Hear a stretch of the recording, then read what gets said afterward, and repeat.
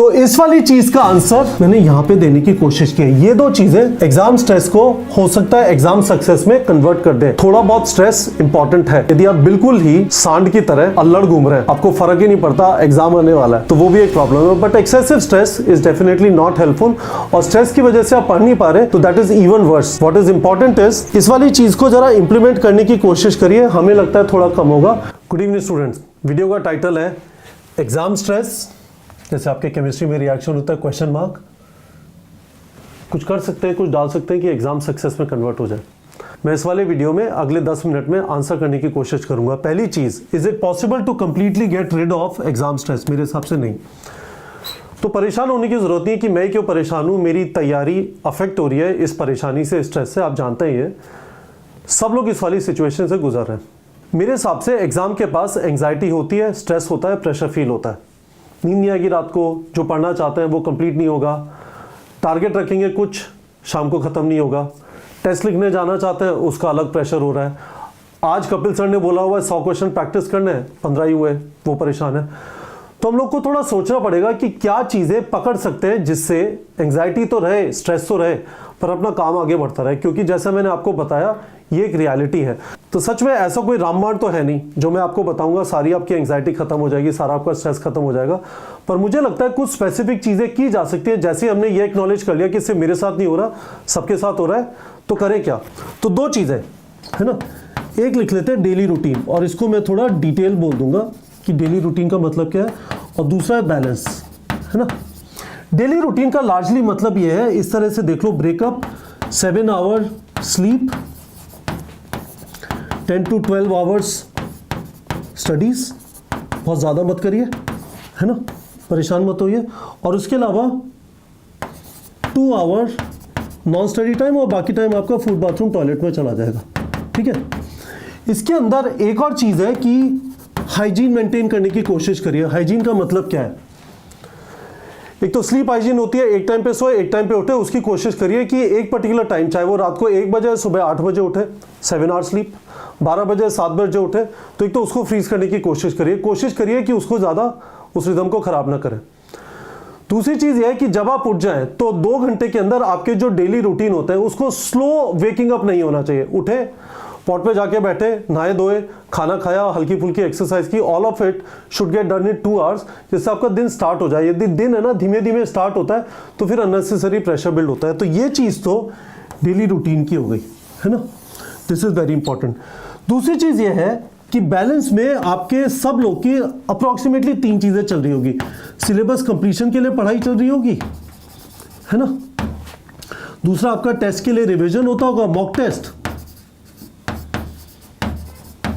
ठीक है। और फिर तीसरी चीज है, आपका जो वीक एरिया है उसको फिक्स करने के लिए आपके स्टडी आवर्स होते होंगे, है ना। अब इसमें आप क्या करिए, आपको 3 चीजें मेरे हिसाब से हेल्प कर सकती हैं, ठीक है। एक चीज ये है कि अपना टेस्टिंग टाइम टेबल फ्रीज कर लीजिए। आप टेस्टिंग टाइम टेबल फ्रीज नहीं करेंगे तो आपको नहीं पता चलेगा कि सच में इन 3 चीज़ों के बारे में बैलेंस कैसे करना है। क्योंकि ये 2 टास्क होंगे नहीं, फिर एकदम से डिसाइड कर टेस्ट लिख देते नहीं, एकदम से डिसाइड करना बंद कर दीजिए। टेस्टिंग टाइम टेबल होना चाहिए, ठीक है। दूसरी चीज़, अपने दिमाग में ये बैठा लीजिए कि अप्रॉक्सीमेटली 100 MCQs डेली सॉल्व करने हैं। मुझे इसके फ्लो में रहना है, चाहे मैं क्लास 12th में भी हूँ, मेरे बोर्ड एग्जाम होने वाले हैं, मैं जो कुछ भी पढ़ाई कर रहा हूँ उससे रिलेटेड 100 MCQs अभी से 12वीं के चैप्टर के कर लीजिए, दैट इज फाइन, ठीक है। और तीसरी चीज, right your task for next day 1 night before. इससे आपका दिन है ना स्ट्रॉन्ग स्टार्ट होगा, ठीक है। तो स्ट्रेस हटा नहीं सकते, पर 1 मिनट के लिए ऐसे सोच लिया कि डेली 10 से 12 घंटे पढ़ना है, चाहे कुछ भी हो जाए। 10 से 12 घंटे के अंदर इन 3 चीज़ों का बैलेंस करना है। अच्छी तरह खाना पीना है, कुछ एक्सरसाइज करनी है, कुछ फिजिकल एक्टिविटी होनी चाहिए, जो मैंने 2 आवर्स नॉन स्टडी टाइम लिखा, 100 MCQ प्रैक्टिस करना है, और अपने टेस्टिंग टाइम टेबल के हिसाब से अपना जो आने वाला टेस्ट है उसके लिए रेडी होना है।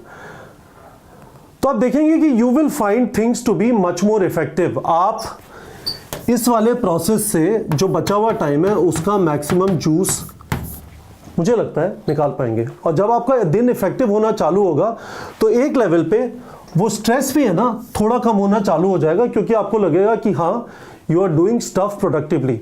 एक चीज जो इसमें डेफिनेटली हेल्प करेगी वो ये है कि यदि आप टेस्टिंग के बाद जो आपको टेस्टिंग से इंडिकेटर मिल रहे हैं, आपका ये वाला एरिया स्ट्रांग है, ये वाला एरिया वीक है, वीक वाले एरियाज पे यदि आप मेहनत करेंगे तो आपका मॉक टेस्ट में भी स्कोर इंप्रूव होना चालू होगा। That will further reduce your stress. तो इस वाली चीज का आंसर मैंने यहां पे देने की कोशिश की है। ये दो चीजें एग्जाम स्ट्रेस को हो सकता है एग्जाम सक्सेस में कन्वर्ट कर दे। थोड़ा बहुत स्ट्रेस इंपॉर्टेंट है। यदि आप बिल्कुल ही सांड की तरह अल्लड़ घूम रहे हैं, आपको फर्क ही नहीं पड़ता एग्जाम आने वाला है, तो वो भी एक प्रॉब्लम है। But excessive stress is definitely not helpful, और स्ट्रेस की वजह से आप पढ़ नहीं पा रहे तो that is even worse. What is important is इस वाली चीज को जरा इंप्लीमेंट करने की कोशिश करिए। हमें लगता है थोड़ा कम होगा।